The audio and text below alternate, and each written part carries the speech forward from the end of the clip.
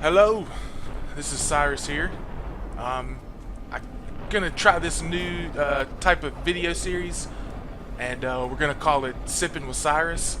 And this is where Cyrus, I give my opinion on a video game whilst sipping on some drink.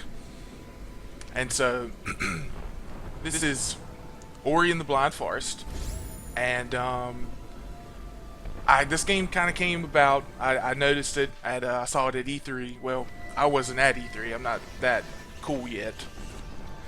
And but anyway, when I saw it, I was instantly just like really, really drawn to it, like the art style, and it really vaguely reminded me of Child of Light, the Ubisoft game from last year.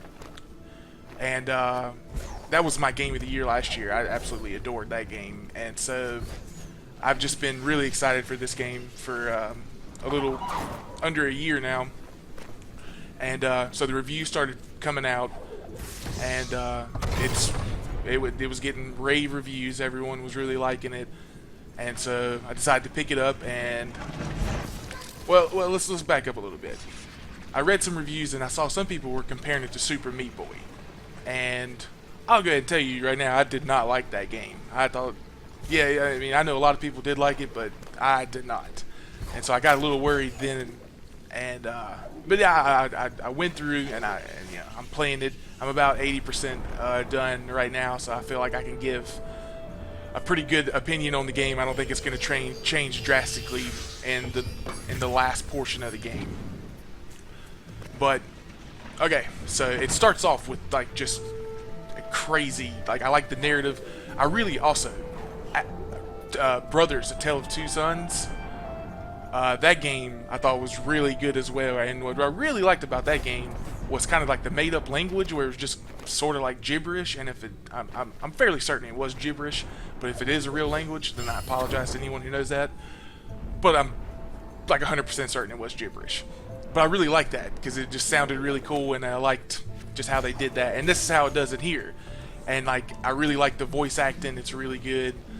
And just everything about this game is really polished and really good. It, like I haven't come to too many problems. I'm playing on PC, and it's crashed a couple times, but you know I think that it could be something on my end that did that. So I think it's really polished, which is just rare in today's gaming world, where a game comes out and it works and it's what they promised. And so if you really like Metroidvania type platformers, this game is definitely for you. The platforming is tremendous.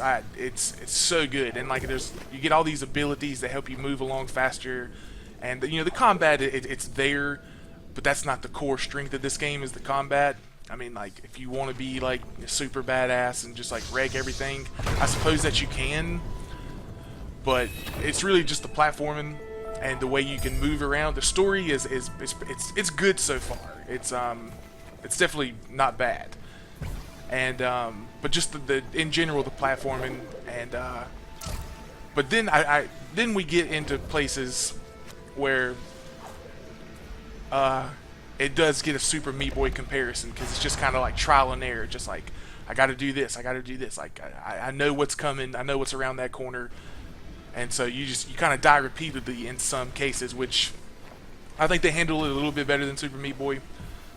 But there are still those aspects of the game. And actually right now I'm stuck in the like Sorrow Pass. If you've already beaten the game, you kind of know where that's at. I think I've died 250 straight times. And just because I don't know, it's really difficult in my opinion. And I had to take a break because I was raging so hard. And but yeah, the game is really good. I'm hoping to beat it, you know, in the next couple of days. And I'm probably gonna 100% it. I'm not one of those gamers that's like, oh, I need to do everything in this game, but I really like this game. I really enjoy it, and I want to play it to its fullest. And plus, it gives you a little every time you start the game, it's like, hey, you've beaten 70-something%.